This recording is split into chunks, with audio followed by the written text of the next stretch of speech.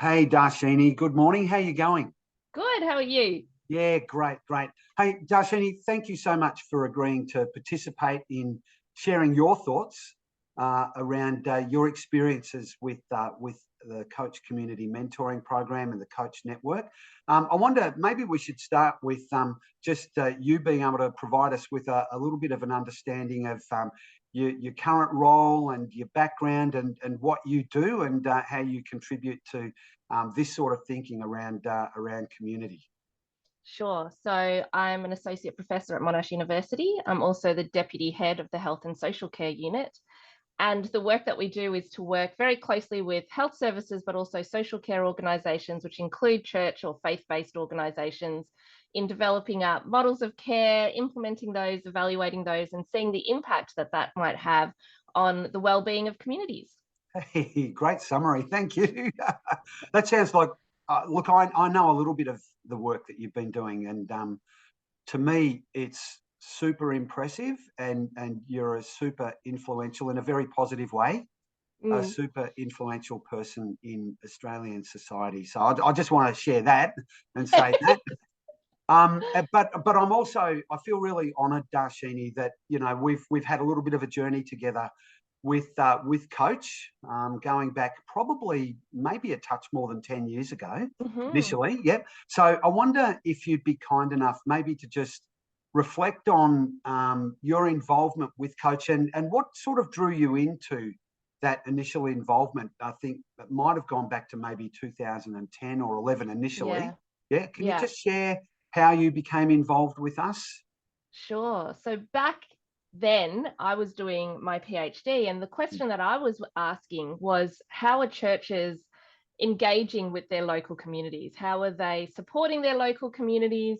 And I remember having a conversation with you, Mark, and hearing about the Coach program. And I guess what I was really impressed with Coach is the churches that were using Coach, and it was started in the peninsula, very outward focused. Like, this isn't about the people who come to church and sit on the pews. This is about how do we equip our people who are coming to church and sitting on the pews to be out in community and supporting those who may not want to come into a church, but also who really need relational connection, who need social support, who need to feel loved and experience what it is to know what it is to be worthwhile and valued in the community. And I just thought that was incredibly powerful.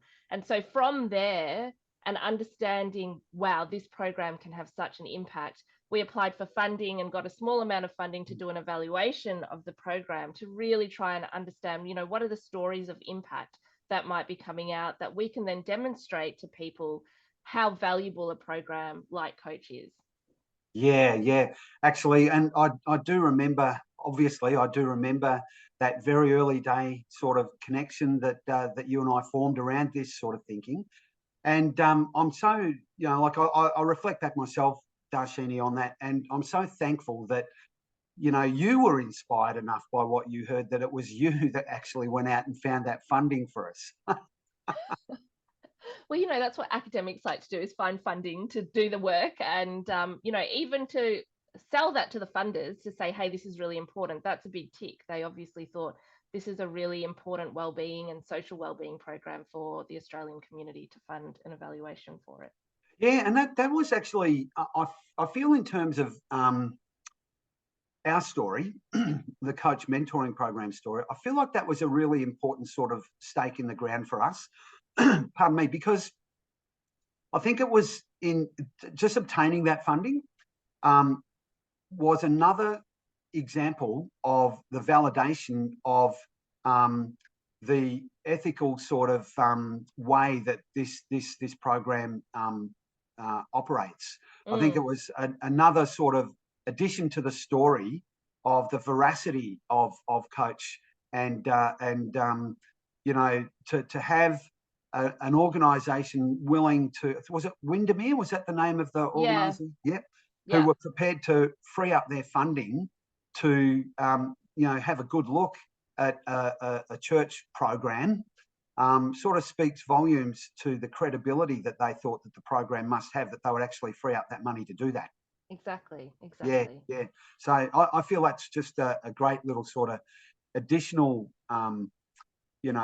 piece of evidence, significant piece of evidence as to the credibility that Coach has out in the broader community beyond the church itself. Yeah. 100%. Yep. So, all right. So then you found that funding, and then you're a very busy person because that then led obviously to the evaluation. So I think that would have been around about 2012. I think, would that be right, when we set off on that path? Yeah, I think the paper was published in 2012. I think we were doing data collection maybe a little bit earlier than that, but around that time that we were interviewing both coaches and families and people who were accessing the coach program from the community. Yeah, that's right. And of course, in that journey to sort of filter that through Monash, that process included filtering the submission to do that evaluation through the ethics committee at Monash, which was another really important step for us. In terms of the whole credibility sort of stuff. Yeah, absolutely. So, we obviously got ethics approval. We had a number of forms of data collection that we were doing because we wanted to be responsive to the people we were talking to. So there were surveys, there were interviews, there were focus groups.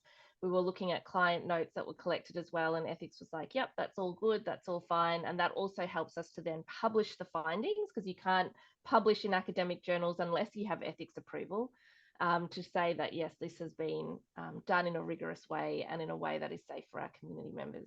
Yeah. So, no, definitely, very, very significant journey for us, I feel, because my view is that with the Monash evaluations, along with, some other, credible sort of external sources, what that's meant for us as a program is that we've been able to go out into the broader non-church world, armed with, that part of the story and the evidence, and that's given us, again, that credibility out in the mainstream social welfare and health and educative sort of services system.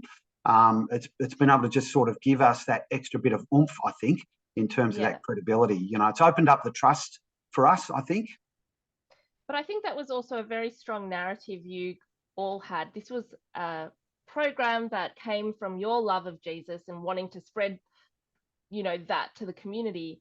But it wasn't a program to evangelize. It was a program to support and equip and to really show love without being like, you need to become a Christian now. And I think the evaluation, the stories from people who are involved very much illustrated that. And so it does make then other secular welfare organizations, government organizations, a little bit more comfortable with that approach, because it isn't used to convert people who are vulnerable. Yeah.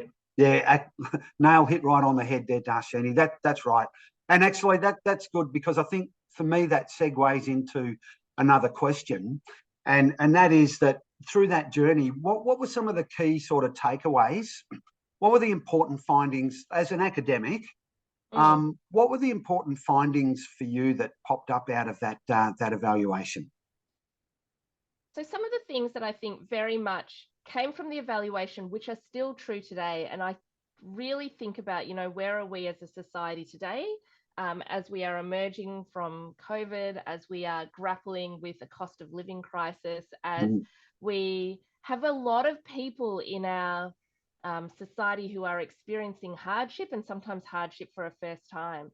And a concept that came through very much in the evaluation and the stories of people who are accessing Coach, but is something that we are talking about as academics and social scientists and government and service providers, is the missing middle. Who provides for the missing middle? The people who are maybe needing more than just early intervention, but they're not so severe that they need acute care. Who is the sector that can fill that gap? And we heard consistently in the evaluation, here we have a relational service program that I can call when things are closed between 9 and 5, but I'm having a little bit of a crisis. I can call my mentor, I can call my coach, debrief, ask for advice and ask for help. We are people, you guys are people who are available on weekends, but are also trained to, I guess, support a segment of society that don't necessarily fall into that formal care service that governmental health services might be funding. And I think that's incredibly important, because that missing middle is a segment of Australia that is growing, and we really need to work out how do we mobilize our society to be able to support them and care for them. And I think Coach is very well placed to do that. Yeah, thank you. Hey, thank you for sharing that. And I mean, I acknowledge my bias, Darshini, but I 100% agree with that view and that perspective. And I remember when I first started with the church, New Peninsula, and was looking at Coach, and that's the perspective that I took on it myself from the get-go. Oh, okay, this is the missing piece of the puzzle in social welfare in Australia. And I think what you've just summarised and the evaluation, I think, validates that perspective. Yeah, and it's interesting, Darshini. I think just in a more sort of personal sort of storytelling way, there was one, you might remember this, I don't know, or it was certainly memorable for me. There was one respondent who we'd been supporting and mentoring for a period of time in that evaluation, who said, so it's a bit of a paraphrase of what she said, but she said, what I really value about this support program is that I don't feel like I'm somebody's job. Yeah. And she wasn't putting down the professional services, there wasn't a put down of professional support at all. It was just her sort of response and her way of saying, I really value the more personal, relational, connection that I have. And, I think she was also saying in that I really value the fact that, there's no sort of caseload timelines on this, that I feel a sense of security in the relationship. Yeah, and I think you guys had a catch cry, correct me if I'm wrong, that Coach is friendship with a purpose. And I think that sums it up really, really well, because it's not to replace, if someone was seeing health professionals, psychologists, psychiatrists, whoever they might be needing to see, but you can augment, they can still be part of the Coach program, because then it is that relational connection and that social support, particularly for people where relationships may have been challenging, and you have someone who is offering friendship with a purpose in a way that is accessible but also meaningful to both parties. Yep. Hey, spot on, Darshini. I'll tell you, there might be a spot to pay you in our marketing team.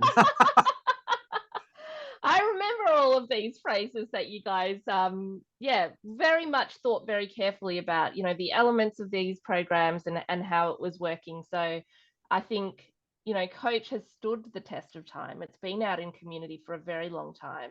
And I do think as we move into this period that we are in at the moment, it definitely has a place, and a place that I think governments and community organisations need to be moving towards and looking towards, because we do not have the workforce. We do not have the formal workforce to be supporting everyone in community. And so how do we equip people who are volunteers and support them to be doing some of this incredible work on the ground?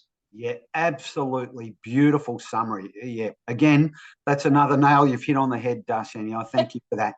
Hey, Darshini, thank you. I just want to express my gratitude and thanks to you firstly, for who you are as a person. You're just a wonderful person. Let's start there, right? And I'm sincere. I know we don't see a lot of each other, but I consider you more in the friend zone than an acquaintance.